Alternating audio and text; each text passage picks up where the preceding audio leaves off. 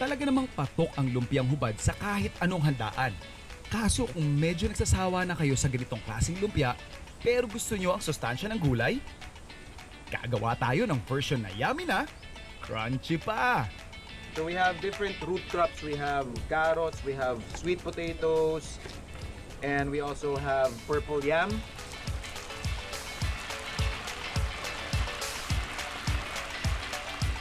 Sasabay ko na rin yung ating sweet potatoes.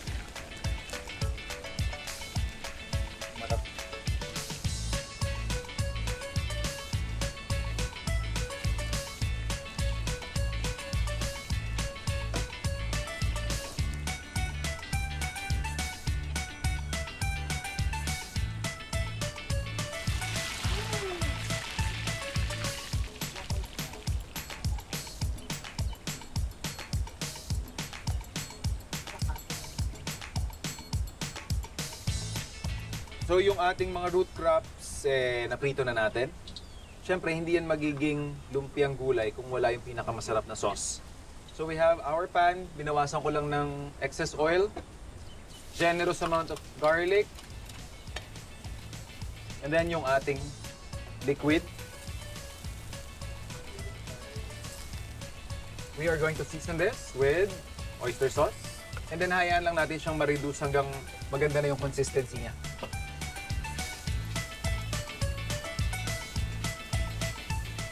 To finish off our sauce, generous amount din ng peanut butter.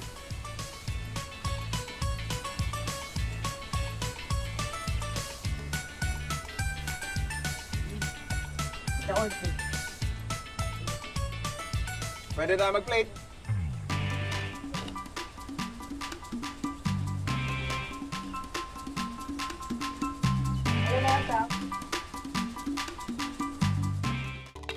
Sa hanay ng mga masasarap na kapihan ngayon, tunay ngang umaangat ang mga establishments na may pagpapahalaga sa fresh ingredients and overall dining experience. Ito mismo ang dahilan kaya ang Gourmet Cafe patuloy na dinadayo ng Pinoy foodies tuwing namamasyal sila sa Silang Cavite.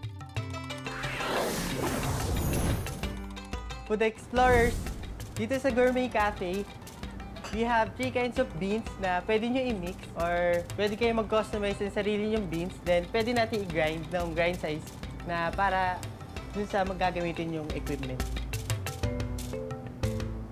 Sa farm tour, makikita nyo po yung aming farm, yung plantation namin. Pwede kayong mag-lettuce picking for activities, pwede kayong mag-herbs planting. Sa farm tour, makikita nyo rin po yung civet cat namin, which is nagpo-produce ng civet coffee na it's one of the most expensive coffee around the world. Ang Alamid Coffee Beans ay nagmumula sa coffee cherries na kinain at idinumi ng civet cats. Ang prosesong ito ang nagbibigay sa Alamid Coffee ng distinct flavor nito. Bukod sa Pilipinas, may sariling version din ng Alamid ang mga bansang Vietnam at Indonesia.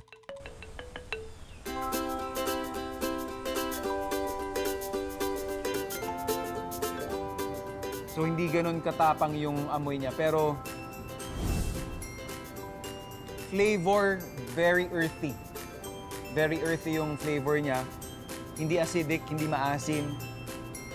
Which, napapaisip lang ako na paano ba tong flavor profile niya kapag medyo mas lumamig na siya.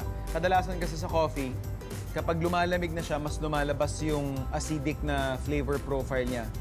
Ito kasi, para mga 60-70% earthy yung flavor niya.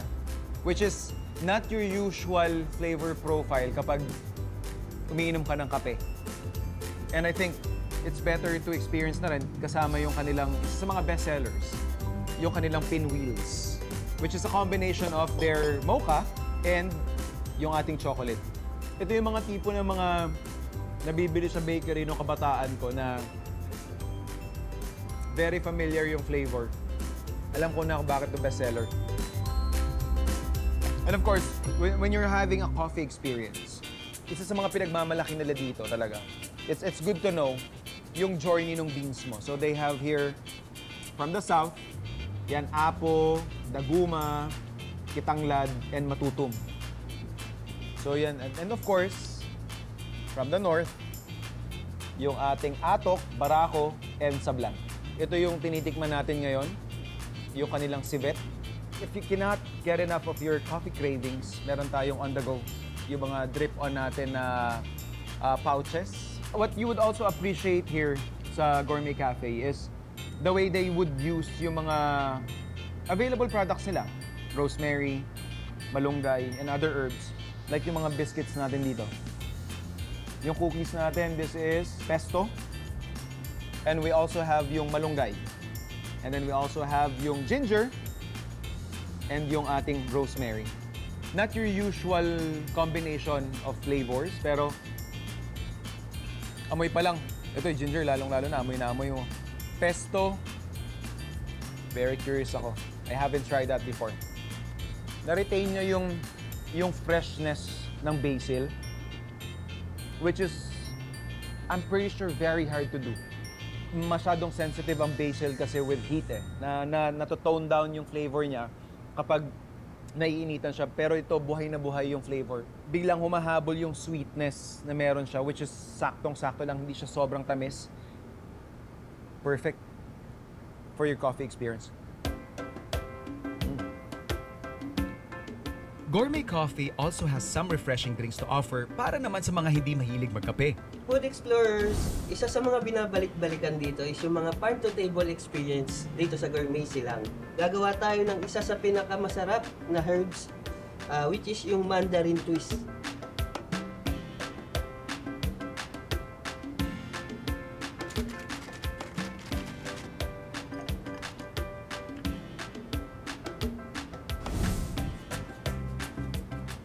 This is really interesting. All right. This drink,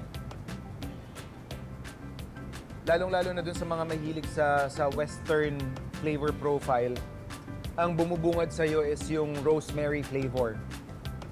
Very strong siya. Ako na-appreciate ko kasi sobrang favorite ko na herb ang rosemary. And then, as you swallow, doon humahabol yung slightly bitter and medyo acidic na flavor profile nung mandarin natin.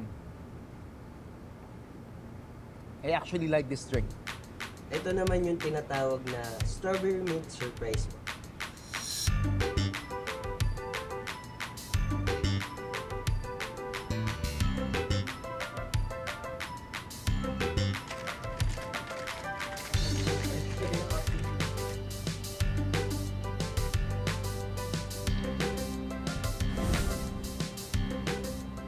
So yung ating strawberry mint, very strong yung aroma ng strawberry. Siyempre, of course, yung mint. And yun na. It's more of a sweetness ng strawberry. Tapos, very subtle yung hint ng kanilang mint.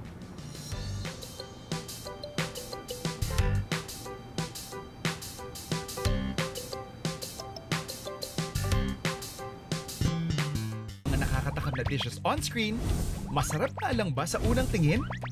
Yan ang challenge namin sa ating mga Kapuso stars as they recreate online recipes for your page in social media and for your plate. Kusinero ka man o hindi, malamang pamilyar ka pa rin sa version ng adobo na hinahaluan ng soft drinks. At dahil nauuso na naman ang recipe na ito online, hinamon namin si Kapusohang Aaron Villena na iluto ito sa aming farm-to-table kitchen. So first, ito yung mga ingredients natin. Siyempre, kailangan natin ng pork belly, the garlic, the onion, and siyempre, kung gusto nyo nang may konting anghang, may sili. And siyempre, yung ating soda, soy sauce, the laurel, siyempre, hindi mawawala ang salt and pepper. And of course, hindi kompleto ang ating adobo kapag walang suka. So ito, simulan natin. Pork, siyempre, ilalagay natin sa malaking bowl. Ayan. Wala nang sukat-sukat to. Depende na lang sa panlasa nyo talaga to. Pero syempre, huwag masyadong maraming soy sauce. Yung tama lang. Yung mga nakikita ko sa online, binababad nila talaga to ng mga 6 to 12 hours. So, sometimes ginagawa ko yun, pero minsan pag bigla mo lang naisip, pwede din naman at least kahit mga 2 hours, pwede na yan. Kasi kakapit na yung lasa nyo. Dagdagan pa natin ng konting, yan. Konti pang toyo. And then, i-mix lang natin siya. So, ibababad lang natin siya ng 6 hours, 12, pwede din. Lagay mo lang sa ref kung the next day mo pa naman siya gagamitin or kakainin. So, yeah. Okay. Set aside muna natin. Then, we prepare the garlic, onion, and sili. Yun. Di ba madali lang to guys? Kayang-kaya nyo to sa bahay. Ako, sa online ko lang to nakita talaga eh. So, ito na. Nandito na tayo sa pan. Pinapainit na natin yung pan. And then, of course, lalagyan natin ng oil.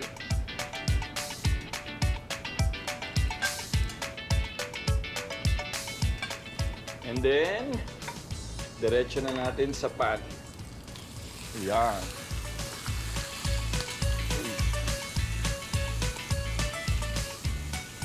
So ito, hintayin lang natin until mag-golden brown yung pork natin para talagang masigurado natin na maluluto yung meat.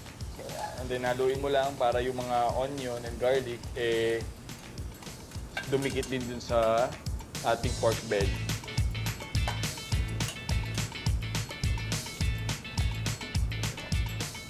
I guess pwede na itong medyo golden brown na. So we'll put the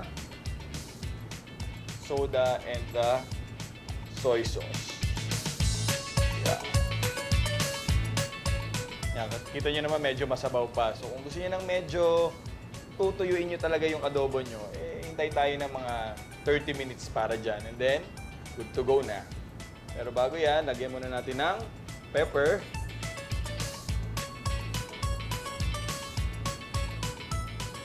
Then again, salt. Siyempre yung dahon ng laurel. Kasi ano siya eh, nakakadagdag aroma talaga itong laurel sa paggawa ng mga ganitong klaseng dish. So ang suka, ako yan, tansyahan lang. Pero not too much naman. Ito, pwede to, may ano naman siya. So 1, 2, 3 is enough na. And syempre, sabi ko nga sa inyo, lagyan natin ng sili. Pero hindi ko siya dudurugin kasi ayaw nga namang Okay. 1. Ano na yan? Aanghang na yan. Takpan na natin. See you in 30 minutes. Okay. Ayan. Tuyo na ang ating soda adobo. So, pwede na natin siyang patayin at i-plating na natin.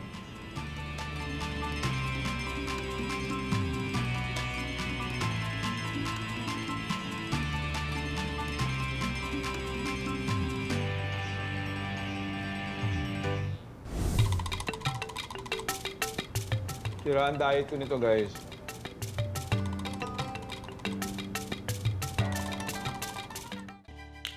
Bago tayo matakam sa kahit anong putahe, isang quality ang unang pumupukaw sa appetite natin. Visual presentation. At kung dito ka sa Morgano Restaurant kakain, mata mo pa lang, mabubusog na sa kanilang IG-worthy dishes. Tara! Food trip tayo!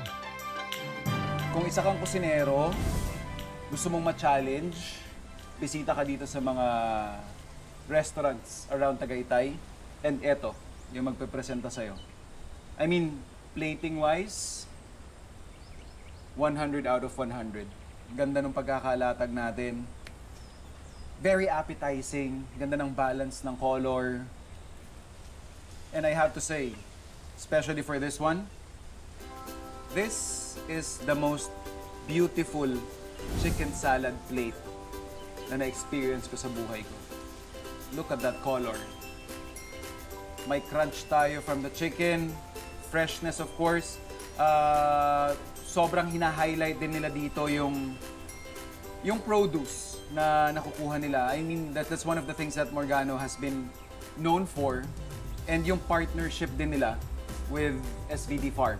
So, everything that we see here, every week silang nagpapalit. So, itong menu natin na to, nagustuhan mo ngayon, mas magugustuhan mo yung offering nila the following week.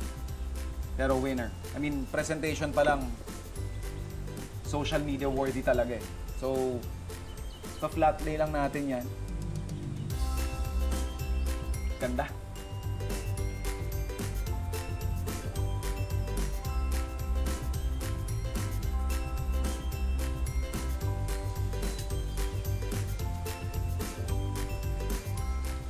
Grabe. Yeah.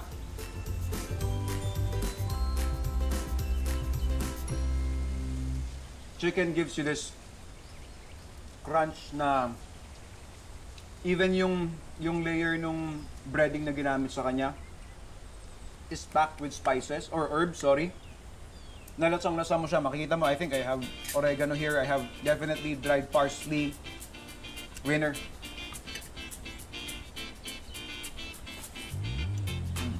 Next up, yung ating shrimp scampi tagliatelle.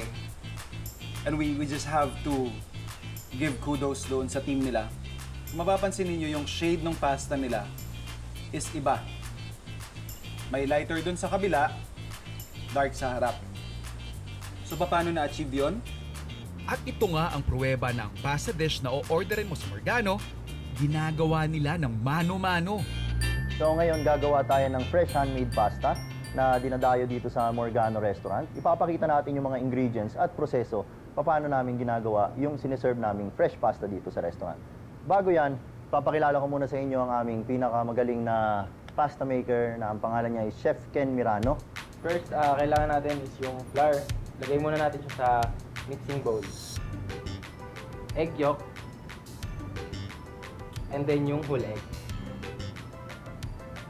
And then next po natin is yung milk and then yung palm oil. So ang uri ng pasta na gagawin natin ngayon is yung tinatawag nating tagliatelle.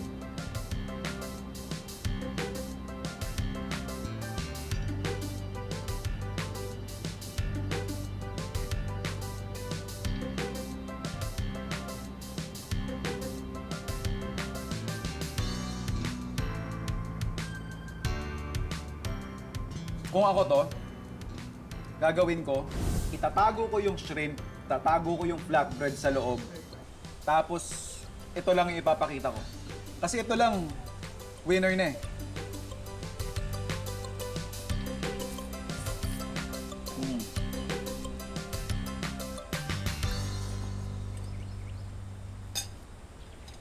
Grabe. Next up, eggplant lasagna. Yan! Pogi na naman, oh.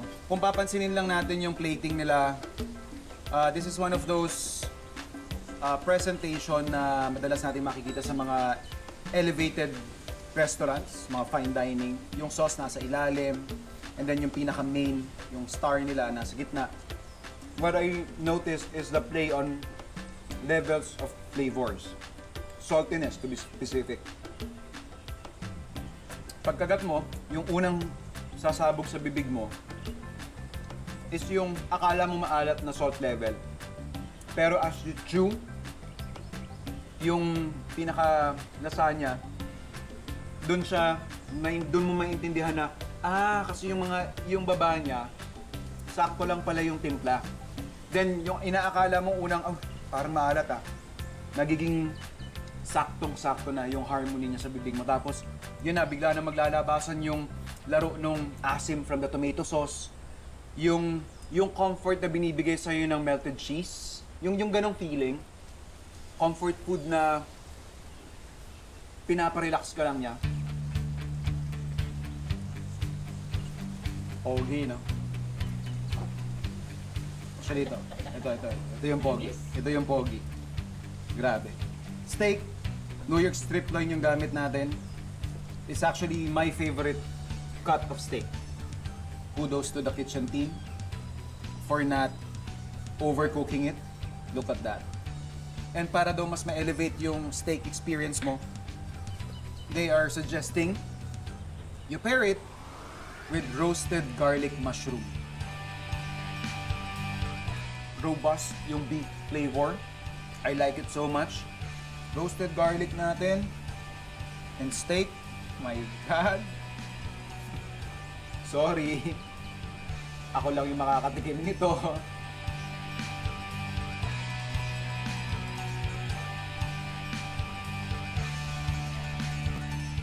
Tamad. Tamad in a good way, pagdating sa kusina, gusto ko yung less yung hugasan.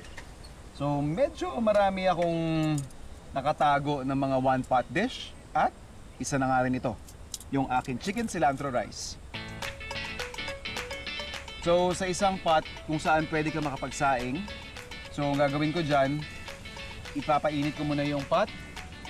I'll add some oil, konti lang, and then, magsisira ako ng chicken.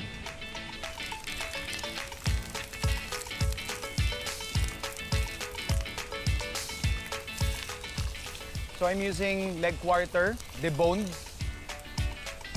And habang sinisir natin yan, skin side down, sisison ko yung taas.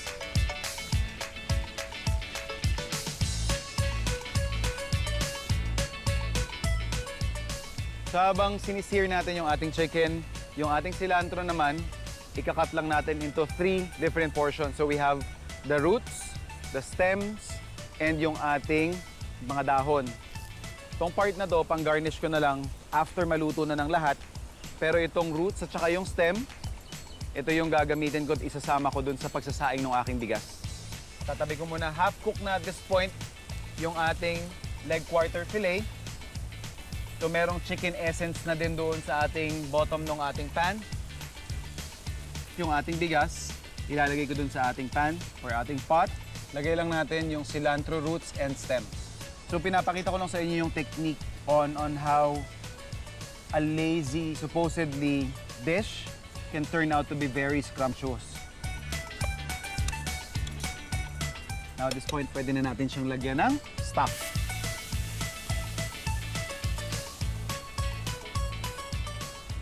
We are also going to add some salt and pepper. So ito, i-in ko lang for about 20 to 30 minutes. Ihahalo ko yung ating cilantro leaves before serving. Pwede tayong sumibog.